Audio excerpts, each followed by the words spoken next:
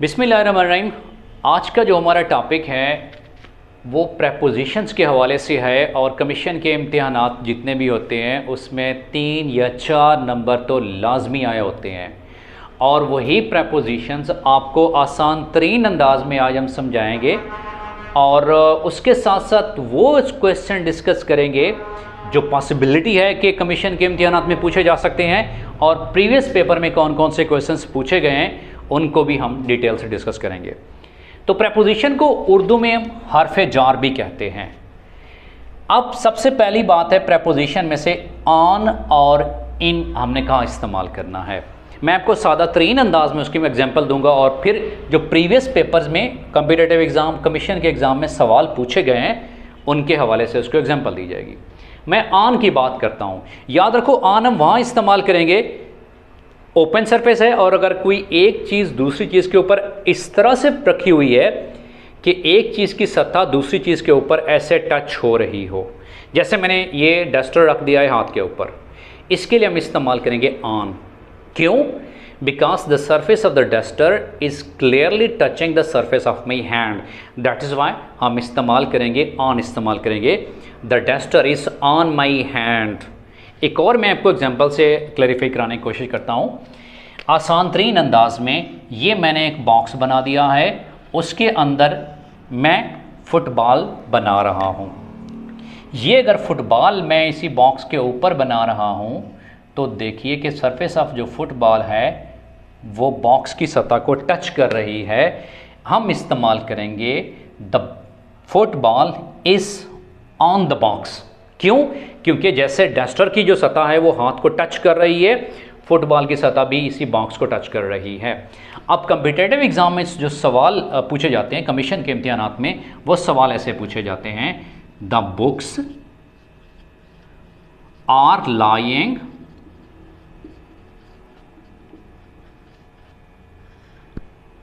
Table. तो मैंने आपको सादा तरीन असूल बताया है। देखो अगर आप इस तरह के सादा जो असूल व ज़वाबित हैं उन पे अगर आप ग्रिप कर लोगे तो आपको पक्का यकीन हो जाएगा जी हमें सर ने ये रूल बताया था। अच्छा जी, एक चीज़ दूसरी चीज़ के ऊपर पड़ी हुई है, जैसे किताबें पड़ी हुई हैं टेबल के ऊपर, हमने बिला झिझक ऑन लगा देना है। तो ये तो कंसेप्ट आपका क्लियर हो गया कि हमने ऑन कहाँ पे इस्तेमाल करना है अगर कोई चीज़ ऑलरेडी मौजूद हो। अब हम इस्तेमाल करते हैं कि इन हमने कहाँ इस्तेमाल करना है। एग्जाम्पल फिर वही है कि मैंने एक बॉक्स बना दिया है और अब मैं क्या करता हूं कि फुटबॉल की पोजीशन में चेंज कर देता हूं, मैं बॉक्स के अंदर इसको प्लेस कर देता हूं। अब देखो कोई चीज़ ऑलरेडी अगर किसी चीज़ के अंदर मौजूद है तो उसके लिए हम इस्तेमाल करते हैं इन, इस्तेमाल करते हैं। जैसा कि ये डस्टर मैं अगर इसको, और याद रखो इन के लिए क्लोज सरफेस का होना ज़रूरी है। ये मेरा हाथ है, अब मैंने इसको क्लोज कर दिया है।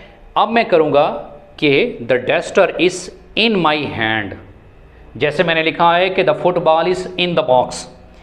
अब कमीशन के इम्तिहानात में बारहा ये क्वेश्चन पूछा गया है, चूँकि स्टूडेंट उस वक्त भी एग्जामिनेशन हॉल में बैठे होते हैं। द स्टूडेंट्स आर सिटिंग, बैठे हुए हैं, इन हॉल और एग्जामिनेशन हॉल। तो यहाँ पे इन इस्तेमाल होगा क्योंकि ऑलरेडी कोई चीज़ किसी चीज़ के अंदर मौजूद है। तो मैंने आपको ये रूल बता दिया है कि स्टैटिक की जब बात होगी, कोई चीज़ ऑलरेडी किसी चीज़ के अंदर मौजूद है, उसके लिए हम इस्तेमाल करेंगे इन, इस्तेमाल करेंगे। तो ये जब आपको रूल आसान तरीन अंदाज में पता होंगे तो आप बड़े कॉन्फिडेंस के साथ उसको टिक भी कर सकते हो, अपना नंबर भी 100% स्क्वेयर कर सकते हो और यूँ आप मेरिट में भी फर्दर प्रोसीड कर सकते हो। तो ये तो मैंने समझा दिया ऑन और इन। अब हमने समझाना है कि इन टू क्या है जी, वो भी इन्हीं एग्जांपल से आपको सादा तरीन अंदाज में कि इन टू हम कहाँ और कब इस्तेमाल करेंगे। याद रखो इन टू वैसे कंपाउंड प्रेपोजिशन है। कंपाउंड मीन दो चीज़ों का मुरक्कब, दो चीज़ों से बना हुआ। अब अगेन मैं एक बॉक्स से सादा तरीन अंदाज में आपको कंसेप्ट क्लियर कराने की कोशिश कर रहा हूँ जी। ये बॉक्स है और ये मैंने एरो लगा दिया जी। देखो अगर कोई चीज़ बाहर से अंदर आ रही है, ये आउटसाइड, ये inside, outside of the box, inside of the box. जब कोई चीज़ हरकत करती हुई बाहर से अंदर आएगी उसके लिए हम इस्तेमाल करेंगे इनटू इस्तेमाल करेंगे। तो याद रखिएगा कि इनटू का इस्तेमाल मूवमेंट से है, डायनामिक से है, अगर कोई चीज़ बाहर से अंदर हरकत करके आ रही है। उसके लिए एग्जाम्पल जो कमीशन के इम्तिहानात में प्रेपोजिशन के हवाले से जो सवाल पूछे जाते हैं वो मैं स्टेटमेंट लिख रहा हूं।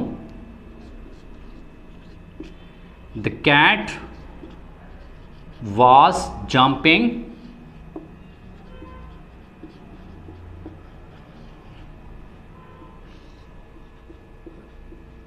रिवर। अब देखो कैट बिल्ली वो क्या कर रही है, जंप कर रही है, एक चीज से दूसरी चीज में जा रही है। तो मैंने कहा जब कोई चीज मूव करती हुई एक जगह से दूसरी जगह शिफ्ट होगी ऑटोमेटिकली उसके लिए हम इस्तेमाल करेंगे इनटू इस्तेमाल करेंगे। तो जब आपको ये बेसिक कंसेप्ट्स क्लियर होंगे, ये बेसिक टूल्स पता होंगी, तो आप आसानी से पेपर को अटेम्प्ट कर सकते हो। फिर आपका तुक्का नहीं लगेगा जी। आप जब 100% आपको श्योरिटी होगी जी अच्छा इसका रूल ये था तो डेफिनेटली मैंने इसको क्लिक कर देना है जी। तो इनटू इस्तेमाल करेंगे। मैं एक और एग्जांपल से आपको बताता हूं। ये मेरे पास बीकर है और इसी के अंदर पानी उंडेला जा रहा है। तो आजकल जो कमीशन के इम्तिहानात हैं उसमें सवाल की जो स्टेटमेंट है ना वो शॉर्ट कर दी जाती है, लंबी लंबी स्टेटमेंट नहीं दी जाती, उसको हम स्टेम नाम देते हैं। ये पूरा का पूरा हमारा क्या है, स्टेम है जी। अब सवाल क्या आया हुआ है पास्ट पेपर में, पोर द वाटर बीकर। अब आजकल को जो पैटर्न चेंज हो चुका है कमीशन के इम्तिहानात में कि छोटे छोटे स्टेम दिए जाते हैं। ये मेरे पास स्टेम है जी, जो स्टेटमेंट है सवाल का जी। अब क्या किया जा रहा है कि पोर द वाटर, पानी को उंडेलिए बीकर में। तो कोई चीज़ बाहर से जब अंदर आ रही है उसके लिए हम इस्तेमाल करेंगे इनटू। डेफिनेटली यहाँ पर भी हम इनटू इस्तेमाल करेंगे। तो इनटू का कंसेप्ट तो आपको आसान से अल्फाज में क्लियर है और rest of the topics, rest of the subjects regarding English and rest of the topics वो भी आपको इसी आसान तरीन अंदाज में क्लियर करा दिया जाएगा। और इंशाअल्लाह ये हमारा दावा है कि आप, ये हमारा एक लेक्चर है, उसके बाद जितने भी लेक्चर्स होंगे वो भी आपको इसी तरह आसान तरीन अंदाज में करा दिए जाएंगे कि टू द पॉइंट आपके जो टॉपिक्स हैं वो कवर भी हो जाए, आपका टाइम भी सेव हो जाए। तो ये तो हमने समझा दिया कि ऑन, इन, इनटू। अब हम अराउंड देखते हैं कि अराउंड कैसे इस्तेमाल करते हैं। और जो ट्रिक्स मैं बता रहा हूँ ये अगर ट्रिक्स आप समझ लोगे तो इंशाल्लाह आपके लिए बेहतरी होगी आसान अंदाज में। अराउंड को हमने कैसे समझना है, विद पिक्टोरियल एविडेंसेस। ये मैं कोई सा एक सर्कल बना रहा हूँ, ऑर्बिट बना रहा हूँ, और आपको पता है कि साइंस के स्टूडेंट्स को पता होगा कि इलेक्ट्रॉन जो है वो ऑर्बिट में घूमते हैं, सर्कुलर मोशन में मूव करते हैं, उसको हम ऑर्बिटल मोशन भी कहते हैं। याद रखो अराउंड हम उस वक्त इस्तेमाल करेंगे जब कोई चीज़ सर्कल में मूव करेगी। सर्कल में आपको पता है कि अगर मैं एंगल की बात कर दूं, चलो कंसेप्ट मज़ीद क्लियर हो जाएंगे आपके। तो ये हमारे पास 90 एंगल, ये 90 एंगल, ये 90 एंगल और ये 90 एंगल। और अगर कोई चीज़ सर्कल के अंदर मूव करेगी उसके लिए हम इस्तेमाल करेंगे अराउंड इस्तेमाल करेंगे। फॉर एग्जांपल जो कमीशन के इम्तिहानात में इस प्रेपोजिशन के जो सवालात पूछे जाते हैं, electrons are revolving the orbit. Orbit उस मदार को कहते हैं, सर्कल को कहते हैं। अब मैंने कहा है कि कोई चीज़ अगर सर्कल में मूव करेगी, साइक्लिक पाथ में मूव करेगी, उसके लिए हम अराउंड इस्तेमाल करते हैं। और ये तो आपको रूल पक्की बात है, ये इसको जहन नशीन कर लो जी कि हमें सर ने बताया था कि जब कोई चीज़ साइकिल में मूव करेगी, सर्कल में मूव करेगी, तो डेफिनेटली हमने अराउंड लगा देना है। ये हमने अराउंड लगा दिया जी। उसके बाद हमारे पास है एक क्रॉस, हमने कहाँ इस्तेमाल करना है जी। याद रखो सर्कल में तो मैंने बता दिया था आपको। अब मैं एक थोड़ा सा पाथवे बना रहा हूं, रोड मैप बना रहा हूं। जब कोई चीज़ एक चीज़ को क्रॉस करती हुई एक सतह से दूसरी सतह के आर पार जाएगी, उसके लिए मैं इस्तेमाल करूंगा एक क्रॉस इस्तेमाल करूंगा। एक्रॉस। अब एक्रॉस के हवाले से जो कमीशन में इम्तिहानात जो सवाल पूछे जाते हैं वो सवाल क्या है, और ये ओरिजिनल हू बहू वही स्टेम में वही स्टेटमेंट है जो इम्तिहान में पूछी गई है। वो क्या थी? आई सा हिम, मैंने उसे देखा, वॉकिंग, चलते हुए, द रोड। अब यहां पे स्टूडेंट्स काफ़ी ज़्यादा कंफ्यूज होते हैं जी, हमने अराउंड लगाना है, हमने टू लगाना है, हमने थ्रो लगाना है, कौन सा ऑप्शन हमने लगाना है? तो मैंने आपको बताया था जब एक चीज़ एक सतह से क्रॉस करती हुई बाहर आ जाए लेकिन साइकिल फॉर्म में ना हो, सर्कल में ना हो, उसके लिए हम अक्रॉस इस्तेमाल करेंगे। I saw him walking across the road, मैंने उससे देखा कि वो रोड क्रॉस करते हुए।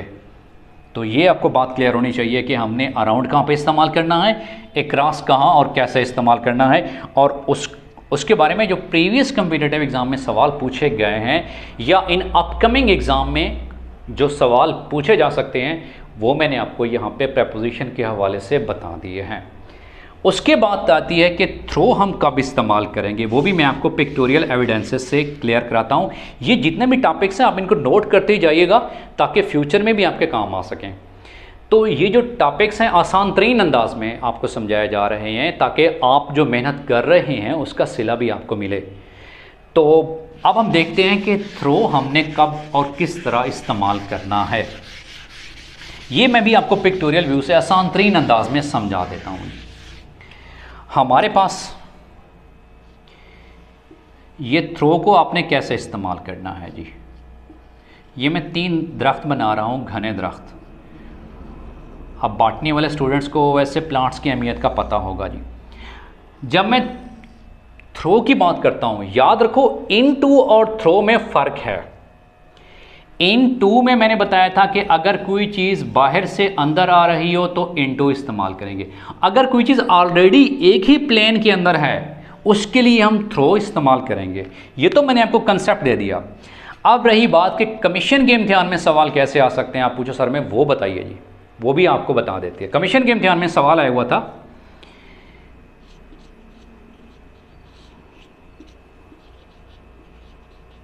दे वर मूविंग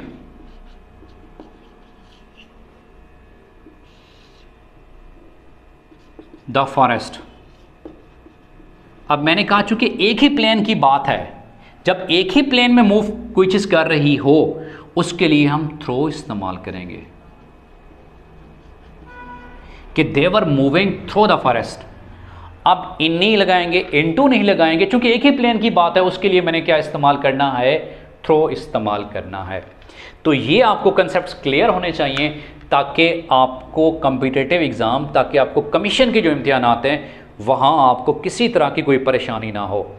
देखिए वो कहते हैं कि वेल बिगिन हाफ डन। अगर आपने अच्छे आगाज़ से तैयारी कर ली तो आपका पेपर भी अच्छा अटैम्प्ट हो जाएगा। और उससे मुराद ये है कि आपने आसान तरीन अंदाज में सिंपल कंसेप्ट्स के ऊपर ग्रिप करना है, रूट लर्निंग नहीं करनी। रूट लर्निंग अगेन वही रट्टा सिस्टम है जी। अब उसके बाद मैं बात करता हूँ कि बिटवीन और अमंग में क्या डिफरेंस है। मैं यहाँ पे 2 लाइनें लगा रहा हूँ जी, उसके दरमियान मैं लिख रहा हूँ बिटवीन। ये मैंने बिटवीन लिख दिया। उसके बाद मैं 2 से ज़्यादा लाइनें लगा रहा हूँ जी, यहाँ मैं लिख रहा हूँ अमंग। ये कंसेप्ट आपको क्लियर कराने के लिए याद रखो बिटवीन इस्तेमाल होता है 2 चीज़ों के दरमियान। वो कैसे? अब जो ये तो मैंने आपको कंसेप्ट क्लियर कराने के लिए बताया है। बिटवीन इस्तेमाल होता है 2 चीज़ों के दरमियान। फॉर एग्जांपल जो कमीशन के इम्तिहानात में एमसीक्यू पूछे जाते हैं प्रेपोजिशन के हवाले से, वो यूँ होते हैं बिटवीन के हवाले से जी। डिवाइड दिस मनी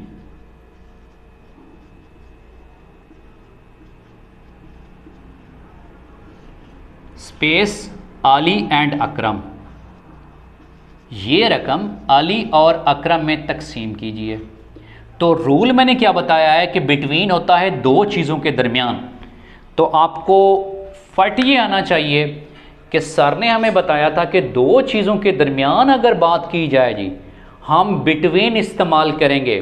और ये मैं दावे से कहता हूँ कि इतने आसान तरीन अंदाज में आपको अगर कंसेप्ट क्लियर होंगे, आप प्रेपोजिशन में at least full by full number लोगे। तो दो चीज़ों के दरमियान बात हो रही है भाई, अली और अकरम की बात हो रही है। तो आप बताओ कि सर ने मैं बताया था कि दो चीज़ों के दरमियान जब कंपैरिजन है मैं ऑटोमेटिकली बिटवीन लगा दूंगा। तो ये तो कंसेप्ट आपका क्लियर हो गया कि बिटवीन दो चीज़ों के दरमियान कंसेप्ट क्लियर कराने की बात है। अब अगर दो चीज़ों से ज़्यादा के दरमियान हो, जैसे मैंने जहाँ 4 लाइनें लगा दी हैं जी, याद रखो अगर दो चीज़ों से ज़्यादा के दरमियान कंपैरिजन हो, बात की जा रही हो, हम अमंग इस्तेमाल करेंगे। यही सेंटेंस जो कि कमीशन के इम्तिहानात में पूछा गया था एमसीक्यू, वहाँ बिटवीन, एक और मैं बता देता हूँ कि वहाँ अमंग कैसे इस्तेमाल किया जाता है। डिवाइड दिस मनी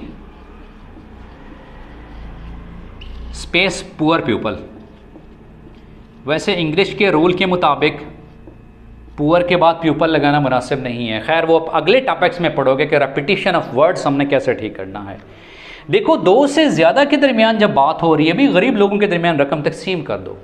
तो मैंने आपको क्या रूल बताया है कि अगर दो से ज़्यादा चीज़ों की बात हो रही हो, हम अमंग इस्तेमाल करेंगे।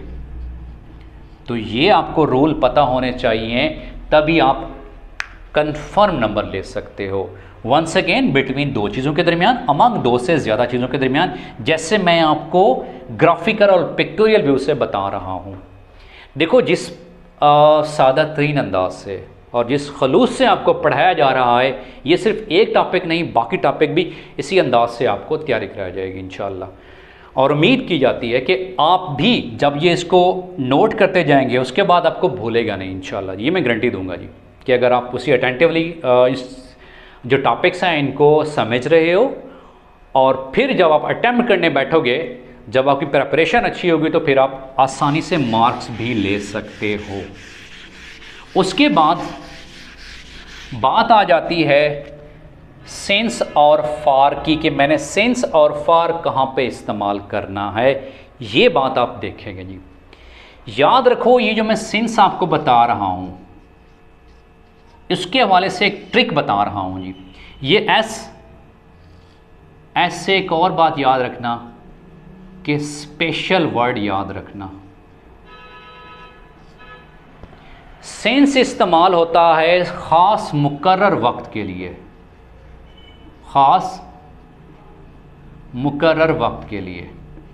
और फार इस्तेमाल होता है अमूमन गैर मुअय्यन वक्त के लिए, मतलब इसमें फ़िक्स टाइम नहीं होता। मैंने आपको क्या ट्रिक बताई है कि सिंस में एस और एस से याद रखना स्पेशल। अब कमीशन के इम्तिहानात में सवाल पूछा गया है, the students have been learning lessons space 2 PM। आप देखो, ये मुकर्रर वक्त है 2 बजे का जी। तो मैंने आपको बताया है कि जब स्पेशल टाइम होगा, जब फिक्स टाइम होगा, तो आपने उसके लिए इस्तेमाल करना है, सिंस इस्तेमाल करना है। और स्पेशल टाइम के लिए आप सिंस इस्तेमाल करोगे। अगर स्पेशल टाइम नहीं होगा, उसके लिए फार इस्तेमाल करेंगे, गैर मुअय्यन वक्त है जी। उसके लिए वो भी मैं आपको प्रीवियस पेपर में से एक आपको स्टेम लिख के दे रहा हूँ, स्टेटमेंट प्रेपोजिशन का, कि फार हमने कहाँ इस्तेमाल करना है जी।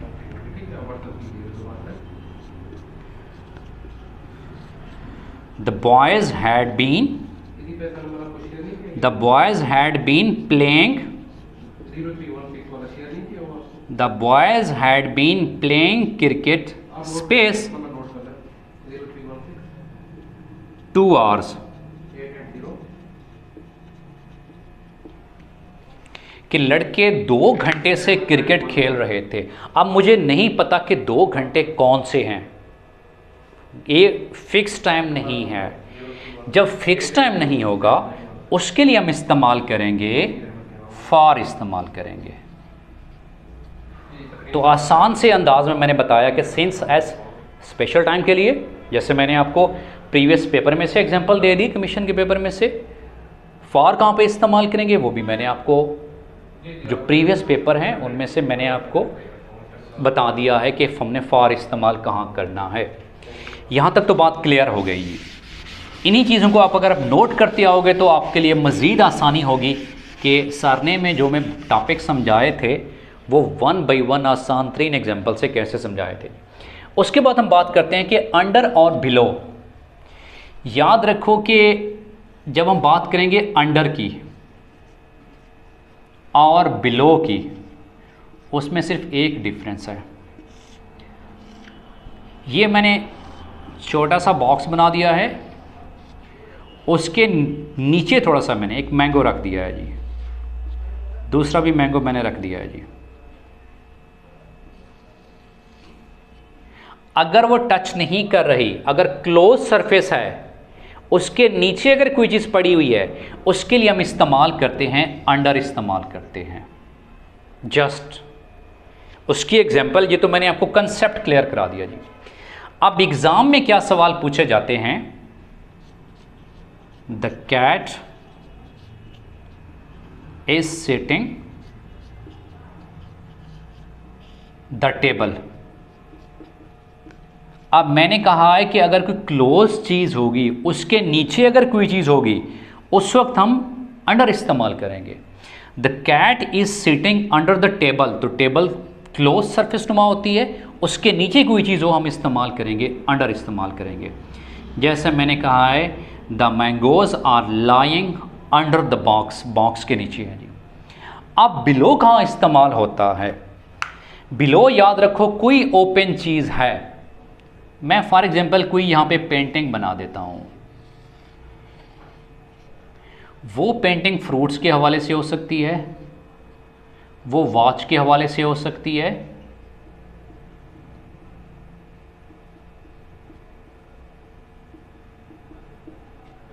ये पेंटिंग मैंने बना दी जी। इसके नीचे अगर मैं कोई चीज़ रख रहा हूँ जी, फुटबॉल बना दी मैंने जी। अब मैंने कहा है कि अगर ओपन चीज़ होगी, ये ओवरऑल पेंटिंग है, क्लोज नहीं है, कोई तस्वीर लगी हुई है जी, उसके नीचे अगर कोई चीज़ होगी, जब वो क्लोज्ड नहीं होगी, हम बिलो इस्तेमाल करेंगे लफ्ज़ प्रेपोजिशन। ठीक है, अगर होगी क्लोज चीज़, उसके नीचे कोई चीज़ हो हम अंडर इस्तेमाल करेंगे, और अगर क्लोज नहीं होगी, पेंटिंग है भी कोई चीज़ है, उसके नीचे अगर कोई चीज़ पड़ी है हम बिलो इस्तेमाल करेंगे। For example the football is lying, पड़ी हुई है, स्पेस द पेंटिंग। अब मैंने कहा है कि कोई सी पेंटिंग है, उसके नीचे मैं बिलो इस्तेमाल करूंगा। तो ये आपको कंसेप्ट क्लियर होने चाहिए अंडर और बिलो का। अंडर उस चीज़ के लिए इस्तेमाल करेंगे अगर कोई चीज़ गोल सतह है, क्लोज सरफेस है, उसके नीचे पड़ी हुई है, और कोई पेंटिंग सादा सी पेंटिंग है, उसके नीचे अगर कोई चीज़ है, हम बिलो इस्तेमाल करेंगे। तो मैंने ये भी बता दिया कि आपको अंडर और बिलो कैसे इस्तेमाल करना है। उसके बाद है कि बाई आपने कहाँ इस्तेमाल करना है, वो भी आपको आसान तरीन अंदाज में बता देता हूँ जी। जब आप इन्हीं आसान तरीन वे से अपने कंसेप्ट क्लियर करोगे तो डेफिनेटली आप पेपर में भी अच्छी तरह परफॉर्म कर सकते हो। अब बाई कहाँ पे इस्तेमाल करना है, एक आपको बात बताता चलूँ जी, आपके इन्फॉर्मेशन में हो कि आपने एक्टिव पैसिव वॉइस पढ़े हों या नहीं पढ़े, तो आपको पैसिव वॉइस के हवाले से भी मतलब with the passage of time topics deliver किए जाएंगे। और मैं दावे से कहता हूँ जी कि अगर आपको एक्टिव और पैसिव वॉइसेस इंग्लिश के हवाले से इससे बेहतर अगर कोई पढ़ा सकता है तो बिलाशक आप वहाँ से पढ़ सकते हैं। हमारा ये दावा इंशाअल्लाह, हमें एतमाद है अपनी जो स्किल्स हैं, टीचिंग स्किल्स, क्योंकि हमारा आज का काम नहीं है जी, काफ़ी बरसों पुराना हमारा ये काम है कि हम जो कमीशन की तैयारी है वो कराते आ रहे हैं स्टूडेंट्स को, और हमारे स्टूडेंट्स हमारे एम्बेसडर हैं, हमारे स्टूडेंट्स हमारे सफ़ीर हैं। बाई क्या है जी? बाई पैसिव वॉइस में इस्तेमाल होता है कि प्रेपोजिशन के तौर पर। बाई याद रखो कोई हर्फ आखिर नहीं है। 90% टीचर बताते हैं, आपने सारी ज़िंदगी पढ़ा होगा जी कि पैसिव वॉइस में बाई इस्तेमाल करते हैं, बाई एक वर्ड है, हर्फ आखिर है। लेकिन आज आप अपनी इस्लाह कर लो कि बाई एक प्रेपोजिशन है, और प्रेपोजिशन अकॉर्डिंग टू वर्ब इस्तेमाल होती है। एक तो जो फिक्रा पैसिव वॉइस होता है उसमें बाई इस्तेमाल करते हैं, दूसरा जब एस्टिमेटेड टाइम प्रेडिक्शन के लिए हम प्रेपोजिशन इस्तेमाल करते हैं वो बाई है। कमीशन के इम्तिहानात में सवाल पूछा जाता है अक्सर औकात, दिस प्रोजेक्ट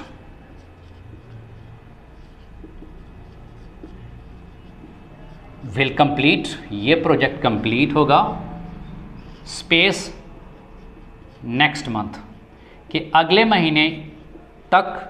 बाई का मतलब है तक, उससे पहले भी हो सकता है जी। जब ये कंडीशन इस्तेमाल और टाइम ड्यूरेशन के लिए हम इस्तेमाल करेंगे बाई इस्तेमाल करेंगे। तो this project will complete see by next month, अगले महीने तक मुकम्मल हो जाएगा, तो उसके लिए हम बाय इस्तेमाल करते हैं। पैसिव वॉइस में क्या इस्तेमाल होता है, for example the letters are written. Modern English में वैसे बाई को ख़त्म ही कर दिया है जी, लेकिन आपकी कंसेप्ट क्लियर कराने के लिए मैं यहाँ पे बाई लिख रहा हूँ। तो पैसिव वॉइस में भी बाई इस्तेमाल होता है। पैसिव वॉइस की निशानी याद रखो कि हेल्पिंग वर्ब और थर्ड फॉर्म ऑफ वर्ब ये टिपिकल सिंबल्स हैं कि कोई फिगरा पैसिव वॉइस है जी। और ये भी आपको मैंने को बता दिया कि पैसिव वॉइस में ज़रूरी नहीं कि बाई इस्तेमाल हो। आप कहेंगे सारा झूठ बोल रहे हैं या ऐसे ही हवाई फायर कर रहे हैं। मैं एक और एग्जांपल आपको देता हूं जिसमें बाई इस्तेमाल नहीं होता but the sentence is passive. वो एग्जांपल कैसी है जी, he is known to me, मैं मी इस्तेमाल करूंगा। अब आप समझोगे सर ने बताया है कि हेल्पिंग वर्ब है और थर्ड फॉर्म वर्ब है, फिगरा पैसिव वॉइस है, पैसिव वॉइस में तो बाई इस्तेमाल होता है। याद रखो पैसिव वॉइस है फिगरा, लेकिन पैसिव वॉइस में बाई एक प्रपोजिशन है, कोई हर्फ आखिर नहीं है। यहां नॉन के साथ मैं टू इस्तेमाल करूंगा। तो जब हम पैसिव वॉइस पढ़ेंगे उसमें भी हम देखेंगे कि पैसिव वॉइस में जो ट्रेडिशनल वे से आपको पढ़ाया गया था क्या है और अब क्या नॉलेज है जी। तो ये तो बात आपको क्लियर हो गई कि हमने बाई कहाँ इस्तेमाल करना है। और फ्रॉम हम इस्तेमाल करते हैं किसी चीज़ के इनिशियल टाइम ऑफ स्टार्टिंग से जी। फॉर एग्जाम्पल जो प्रीवियस क्वेश्चन पूछा गया है कॉम्पिटिटिव एग्जाम में, कमीशन के इम्तिहान में, the summer vacations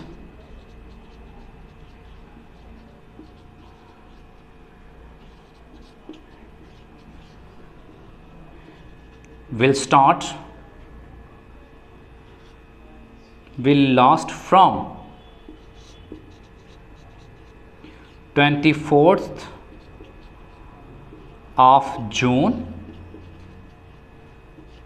to 14th of August कि गर्मियों की छुट्टियां वो रहेंगी कहाँ से कहाँ तक, 24th ऑफ जून, तो फ्रॉम स्टार्ट टू एंड। तो ये वो प्रेपोजिशंस थी जो कि कॉम्पिटिटिव और कमीशन के इम्तिहानात में इनके बारे में ये सवाल पूछे गए हैं। और यही जो मैंने आज आपको टॉपिक दिए हैं, जो आपको टॉपिक डिलीवर किया है प्रेपोजिशंस के हवाले से। प्रेपोजिशंस मीन एक नाउन की पोजीशन को दूसरे नाउन से बताना। The duster is on my hand, the duster is in my hand, the duster is below my hand, I am standing in front of the white board. तो ये वो चीज़ें हैं, इनको हम प्रेपोजिशंस कहते हैं। जितना आसान तरीन अंदाज में आज आपको ये लेक्चर डिलीवर किया गया, इंशाल्लाह बाकी भी लेक्चर्स इसी तरह इसी खलूस के साथ, मेहनत के साथ और उसी सादा तरीन अंदाज में आपको रेस्ट ऑफ द टॉपिक्स भी डिलीवर